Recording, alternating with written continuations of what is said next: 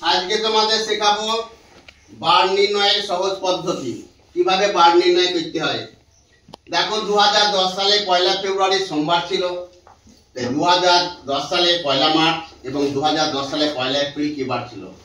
এই অঙ্ক শিখতে গেলে একটা পদ্ধতি ব্যবহার করতে হবে, সেটা সবচেয়ে ভালো হয়। আরো অনেক পদ্ধতি আছে। কোড মার্ক ব্যবহার করা, কোড মার্ক। আমরা রবিবারের কোড মার্ক কত ধরি? 0। সোমবার এর কোড মার্ক কত ধরব? 01। মঙ্গলবার এর কোড মার্ক কত ধরব? 02। বুধবার কত? 03। বৃহস্পতিবার কত ধরব? 04। শুক্রবার কত ধরব? 05। শনিবার কত ধরব? 06। এই কোড মার্কটা ব্যবহার করব, এটা সহজ পদ্ধতি। এবার দেখো 2010 সালে 1 ফেব্রুয়ারি সোমবার ছিল, 1 মার্চে যাব। তাহলে ফেব্রুয়ারি থেকে মার্চে গেলে ফেব্রুয়ারি মাসটা গোটাকে কভার করতে হবে। তাহলে 2010 সাল দেখতে হবে লিপিয়ার সাল না লিপিয়ার সাল নয়। 2010 সালটা কি লিপিয়ার সাল? না, 2010 সাল লিপিয়ার সাল নয়। এটাকে 4 দিয়ে ভাগ করে মিলবে না, সেই যে 2010 সাল লিপিয়ার সাল নয়। তাহলে ফেব্রুয়ারি মাসটা কত দিনে হয়? ফেব্রুয়ারি মাসটা কত দিনে হবে তোমরা বলতে পারবা? 28 দিনে। তাহলে 28 দিনে ফেব্রুয়ারি মাসে 28 দিন। 28 দিনকে আমরা কত দিয়ে ভাগ করব জানো? 7 দিয়ে। কেন 7 দিনে 1 সপ্তাহ। তাহলে 4 7 কে কত হয়? 28। তাহলে এটা কত ভাগ শেষ কত থাকলো? 0।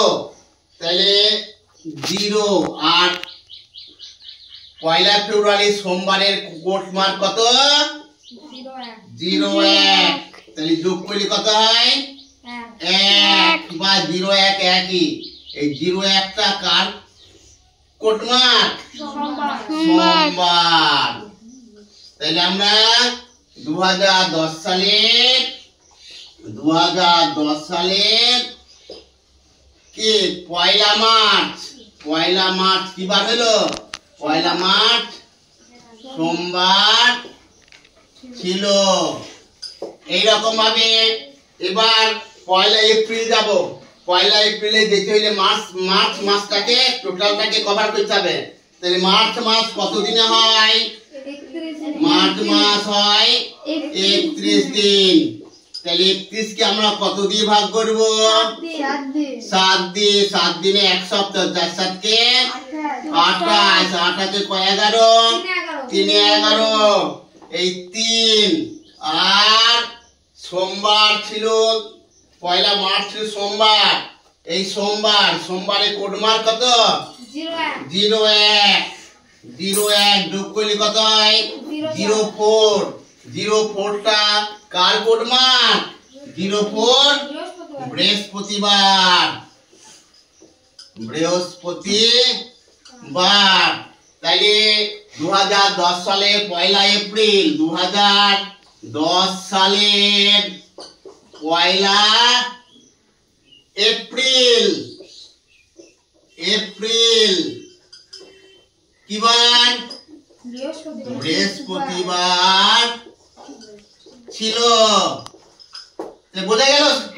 সবাই সহজ পদ্ধতি বুঝতে পারলে? হ্যাঁ স্যার।